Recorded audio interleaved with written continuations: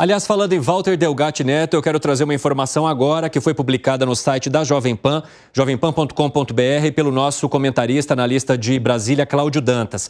Walter Delgatti é condenado a mais de 20 anos de prisão. A gente vai preparando aqui as informações para colocar também na nossa tarja e a trazer para você a informação atualizada. Ele acabou de ser condenado a mais de 20 anos de prisão pelos crimes de interceptação de comunicações telefônicas, organização criminosa, lavagem de dinheiro e ocultação de bens, além de invasão de dispositivo informático alheio, com o fim de obter, adulterar ou destruir dados ou informações sem autorização do usuário. Sentença foi proferida pelo juiz Ricardo Leite, da 10ª Vara Federal Criminal do Distrito Federal. O que isso traz de molho agora para essa história, depois de todas essas bombas que foram lançadas pelo conhecido hacker da Vaza Jato na participação ali na CPMI do 8 de janeiro, Gustavo Segré? Tá certo, a condenação está perfeita. Ele é um criminoso. A única coisa que fica sempre na dúvida é, jogado na sentença de 20 anos, a intenção dele de conseguir alguma diminuição da pena utilizando o formato de delator, de arrependido, pode ser muito grande.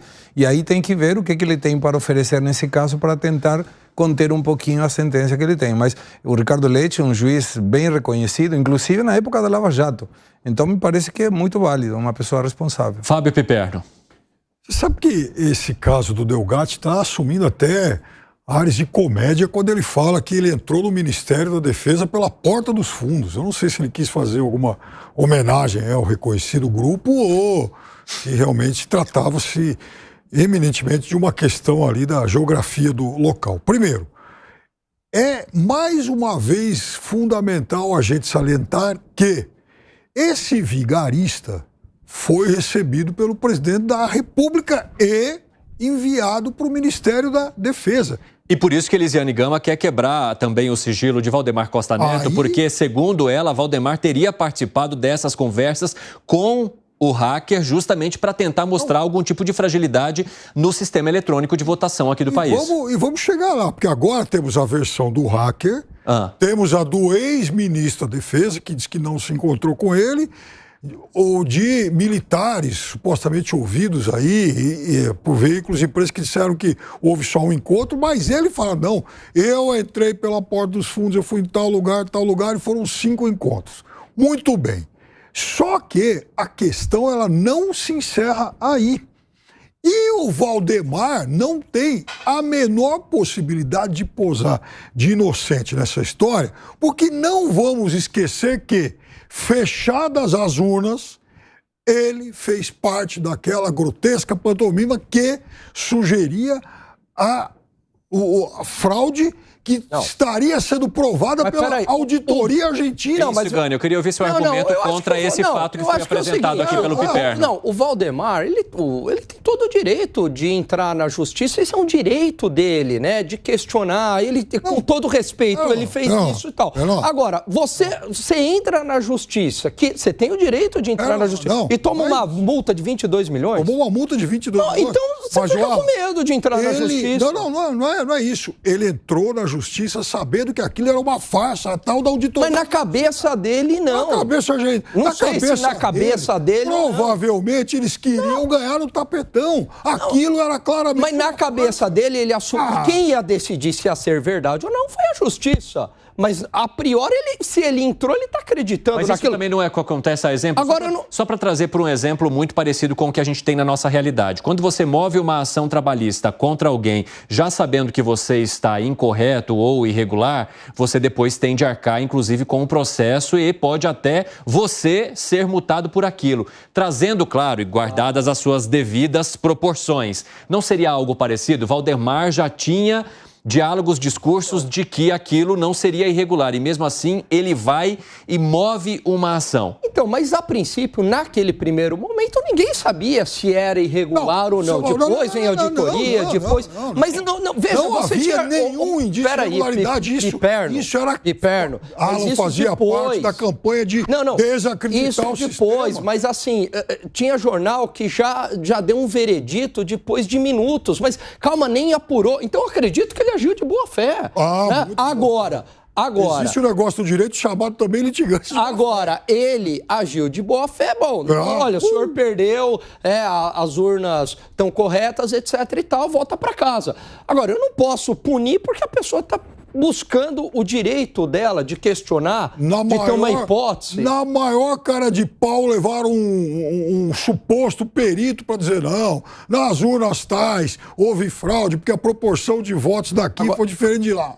Deixa eu só voltar numa questão do... Diga, Delgatti. Do Delgatti, quando ele vai para a defesa. O Segré trouxe aqui outro dia um comentário que eu achei muito lúcido e, de certa forma, bastante corajoso também. Que é o seguinte, olha, existe um hacker, e aí a gente precisa separar as coisas. Tem um hacker que diz que pode invadir, etc e tal. Se você é um técnico, ou do TSE, ou da defesa, uma coisa é você pedir para o hacker entrar no sistema, são coisas diferentes, para mostrar a vulnerabilidade e criar aí toda uma bagunça na sociedade, ter essa intenção. A outra coisa é o seguinte, vem cá, eu quero conversar com esse hacker justamente porque eu quero ver aonde que está a vulnerabilidade do meu sistema e, eventualmente, mas já se sabe que ele seria mas aí eu coloco uma pimentinha nessa história. Dizer assim, porque necessariamente mas já se sabia que ele era um criminoso, já se sabia que ele tinha invadido de forma irregular. Ou seja, você está chamando alguém como um técnico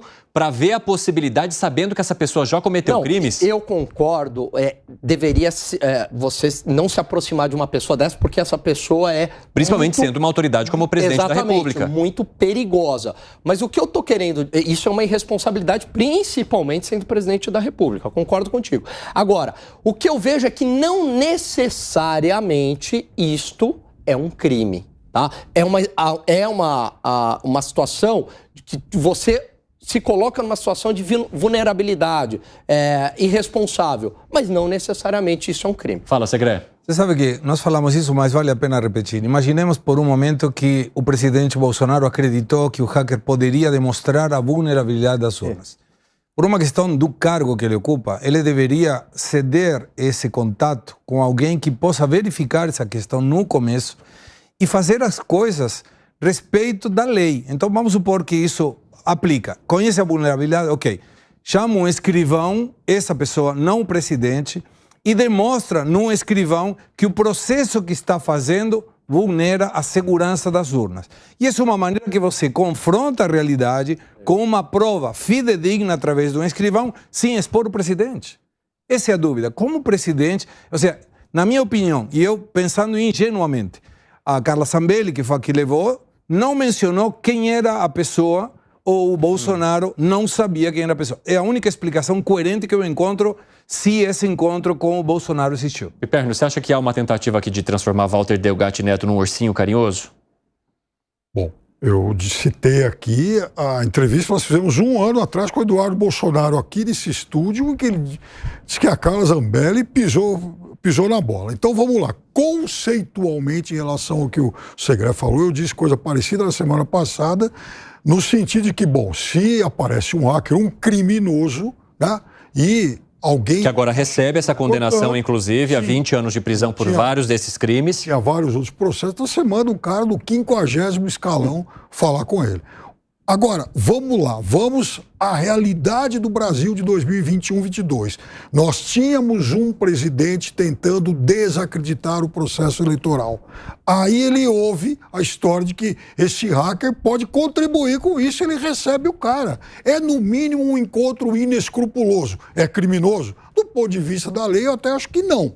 Mas é um encontro inescrupuloso. Porque o que ele foi fazer lá e o que ele foi fazer no Ministério da Defesa? Provavelmente encontrar uma forma de alimentar a suspeita em relação à segurança do processo eleitoral. Isso é inescrupuloso. E é isso que tem que ser condenado agora. Não simplesmente a visita dele, mas isso faz parte de todo um processo iniciado lá atrás de desacreditar esse sistema. Vocês acreditam que a condenação de Walter Delgatti agora hoje, a 20 anos de prisão, pode alterar de alguma forma o curso das coisas, principalmente também na CPMI do 8 de janeiro, Alan Gani? Não, eu acho que não. Eu acho que a CPMI do 8 de janeiro ela vai continuar com essa pesca probatória e desviou o foco. Não tem mais nada a ver com o dia 8 de janeiro. Prova disso é que o Gonçalves Dias, o G. Dias, que teve imagens mostrando o seu crime comissivo de omissão. Ele optou por não fazer nada, tá lá, ele ainda não foi chamado. Enquanto estão querendo quebrar o sigilo fiscal, telefônico, sei lá o quê, do Valdemar da Costa Neto.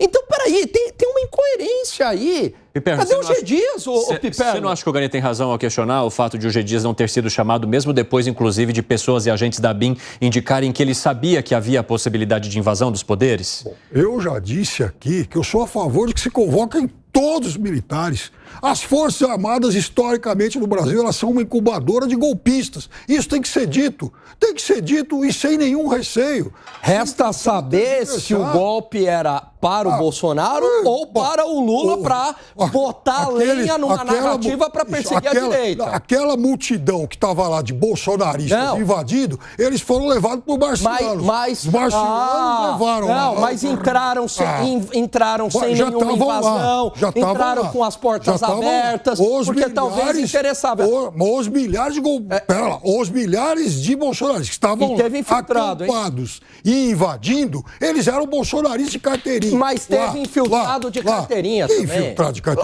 Então, aqueles milhares já estavam lá. E, aliás, aqueles áudios da semana passada do pessoal da Polícia Militar deixam muito claro isso. E a omissão do governo federal? E a BIM avisando? O Jair Bolsonaro não era governo. Quem que era? O governo que eu me lembro, o presidente Lula, Piperno. Se houve algum erro na segurança do governo, isso é infinitamente inferior. Não é um erro, não. Talvez seja um erro deliberado. Um exército de bandidos vestidos com camisa amarela lá invadindo. Para instigar e ter o resultado que queriam. Que é isso? Fala, Segre. São duas coisas que de alguma maneira se complementam, porque, na minha opinião, se o G. Dias e o pessoal da G6 sabia, essa manifestação foi utilizada para um fim, que era deixa entrar e depois jogamos a culpa nele. Mas isso não evita a responsabilidade de quem foi, porque de alguma maneira, se não tivessem ido, mesmo G. Dias sabendo, não teria ninguém para entrar aí.